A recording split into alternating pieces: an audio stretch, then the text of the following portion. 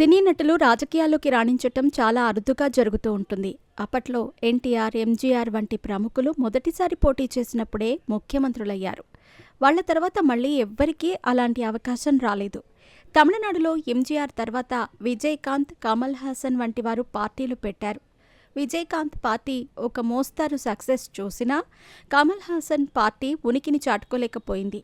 ఇప్పుడు ఆ పార్టీ డీఎంకేలో కలిసిపోయింది.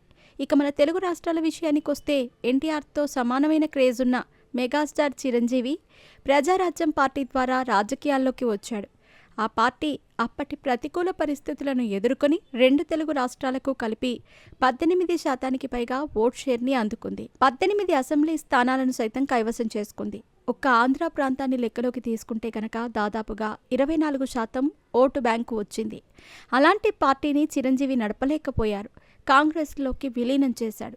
ఆ ఘటన జరిగిన కొన్నాళ్లకు పవన్ కళ్యాణ్ జనసేన పార్టీ ద్వారా వచ్చాడు. 2019లో ఒంటరిగా పోటీ చేసి 6% ఓటు బ్యాంకుని సొంతం చేసుకుని కేవలం ఒక్క అసెంబ్లీ స్థానాన్ని మాత్రమే గెలుచుకుంది ఈ పార్టీ.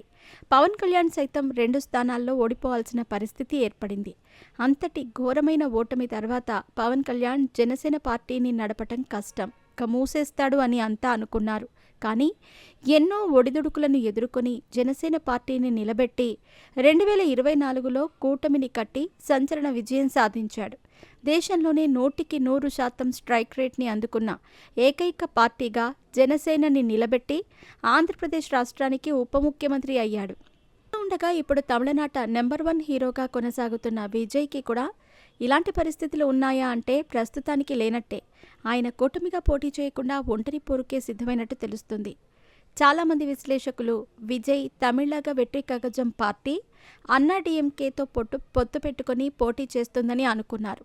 కానీ అన్నా డీఎంకే పార్టీ బీజేపీతో కలిసింది కాబట్టి విజయ్ అటువైపు వెళ్లే అవకాశాలే లేవట. మరి విజయ్ ఒంటరిగా పోటీ చేస్తే ఎన్ని స్థానాలు గెలుచుకోగలడు? కనీసం ఆయన పోటీ చేసే స్థానంలో ఆయన గెలుస్తాడా లేదా అని విశ్లేషకులు అంచనా వేస్తున్నారు. విజయ్ తాను పోటీ చేస్తున్న స్థానాన్ని 4 ఏళ్ల క్రితమే ఎంచుకున్నాడు.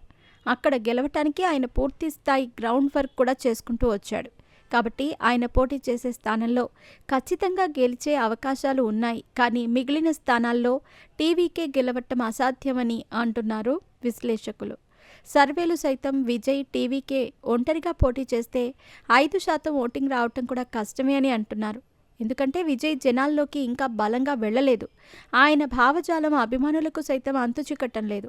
ఏదో అధికార పార్టీ డీఎంకే కేంద్రంలో ఉన్న బీజేపీకి వ్యతిరేకంగా పుట్టిన పార్టీ కాబట్టి వాళ్లను మొక్కుబడిగా విమర్శిస్తున్నట్టే ఉంది. కానీ ఆయన ప్రసంగాల్లో ఎమోషన్ మిస్ అయింది. ఎన్నికలకు సరిగ్గా ఏడాది సమయం ఉంది.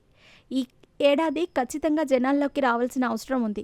కానీ అది జరగలేదు. సినిమా షూటింగ్లో బిజీగా ఉన్నాడు. 2026 ఏప్రిల్ నెలలో అసెంబ్లీ ఎన్నికలు ఉంటే విజయ్ తాను నటించిన జననాయకన్ చిత్రాన్ని జనవరిలో విడుదల చేస్తున్నాడు.